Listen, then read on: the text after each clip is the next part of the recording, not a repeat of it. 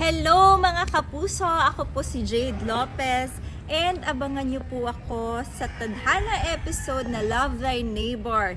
Every Saturday po yan, 3:15 p.m. Makakasama ko po dito si Rafael Rosel, Paolo Paraiso, Miss Alec Bovic, Althea Ablan, and si Caprice Cayetano. Kaya watch out mga kapuso, abangan nyo.